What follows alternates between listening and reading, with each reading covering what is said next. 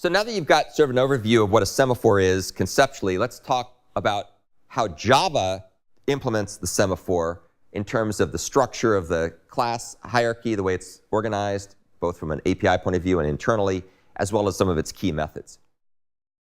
So, as I mentioned before, Java semaphores implement a variant of counting semaphores, and there's a few little quirks I'll describe as we go through it that are sometimes surprising to people. So you have this Semaphore class, which implements some stuff. Semaphore doesn't implement any synchronization-related interfaces. The only reason I mention that is that reentrant locks, reentrant read-write lock, and condition object implement some interfaces that are defined in Java. Semaphore does not. It just implements like serializable or something like that. The constructors for Java Semaphore allow you to give it an initial number of permits. This is often very confusing to people, and I'll talk more about it, because it looks at first glance like this is the max number of permits you can have. It's actually not the case, but it's confusing. It's often used that way. So you can see we have a couple of constructors that take permits as parameters. And the thing to note is that the value you give to the semaphore when you start is not a maximum. It's just the initial value. And if you think that's kind of weird, which it is kind of weird, you can read this article to get a better sense of why they did what they did. In practice, it often is a maximum, but it isn't treated as a maximum. You can keep, incrementing it by calling release to your heart's content, and an error will not occur. Moreover, the initial value, if you're so inclined, can actually be a negative number. And what that means is that if you give it a negative number, or give it a 0 for that matter, then anybody who tries to acquire the semaphore is going to have to wait till some other thread increments it enough to get it above 0, till it becomes a positive number. That's also a little weird. Initializing semaphores to negative numbers is weird, but nothing stops you from doing it.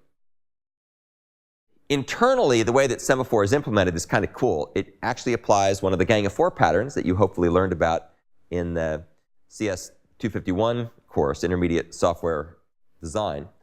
And it uses the bridge pattern. And it uses this so that you can have a common interface to acquire and release a semaphore.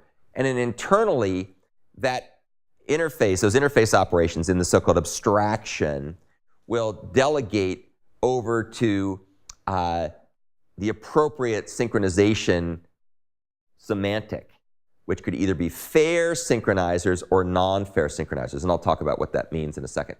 The basic idea here is that we use the bridge pattern so that we have a common interface that supports multiple different semantics with a common API.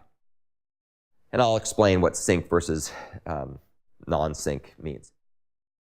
The way that things work under the hood is by using a hierarchy. So if you look at the pattern, we have the implementer hierarchy. That's what this thing is called here. And that is anchored in something called sync. I'll talk more about that in a second. It's basically a class. And the sync class extends something that comes out of the Java concurrency package, the Java util concurrent package called the abstract queued synchronizer. And abstract queued synchronizer is a very versatile framework that's reused by a bunch of Java synchronizers, including Semaphore, reentrant lock. I believe it's used by reentrant read-write lock. It used to be used for some other stuff as well, but it's basically a way of being able to implement synchronizers that rely on first in, first out wait queues. And if you want to learn about what the abstract queued synchronizer framework does, take a look at that link. You can also give it a parameter with one of the constructors that indicates whether or not the semantics of the semaphore should be fair or non-fair. And we'll talk about what that means in a second.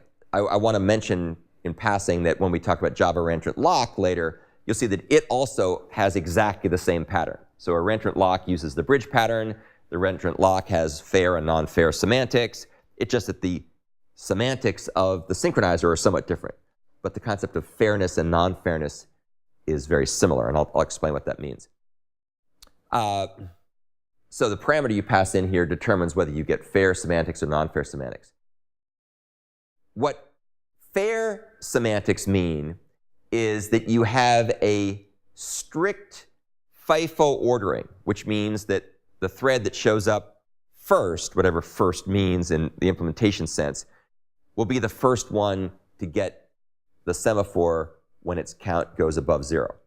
And if a bunch of other threads show up, they wait in line in order. So we're all familiar with waiting in line in order. That's a very common thing, at least in the US. If you ever go to France or Italy and you wait, it's just a big scrum of people. They don't wait in line. Other countries probably have that way too. But in America and England, we tend to queue. Everybody's into queuing. So that's a FIFO model. Now, you might think, well, why don't we always just queue in FIFO order? It seems fair. Well, it turns out that while it is fair, it's also much less efficient to wait in order. And so that's why there's also the non-fair semantic. So non-fair enables faster performance, that the system may actually run faster at the expense of fairness. So what can happen there is if you've got a bunch of threads that are waiting, if you don't have fair semantics set for your semaphore, then typically the operating system or the implementation or the abstract queued synchronizer framework just sort of picks something, and whoever it thinks can make the fastest progress gets to go next, which is decidedly unfair, but it's really fast. And sometimes it matters and sometimes it doesn't. In our case, for the Palantir Manager app, we want to be fair. So if beings are waiting, we assume they're polite, and so we're going to give them access in a fair way. And I'll talk about how you do that. Yeah?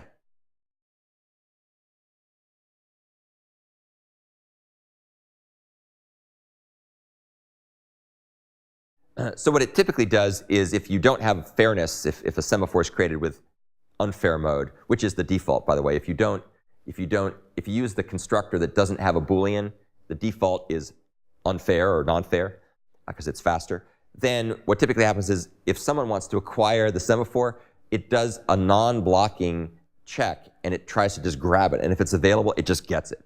And so it doesn't wait. So it's sort of like whoever shows up, once the semaphore becomes available, whoever shows up next is probably going to get it.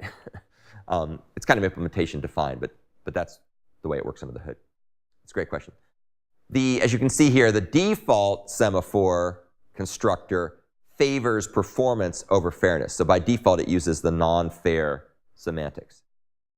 And the reason why I'm mentioning this stuff at all is if we do implement a fair semaphore in class here, which we sometimes do, sometimes don't, you will discover why fairness is expensive.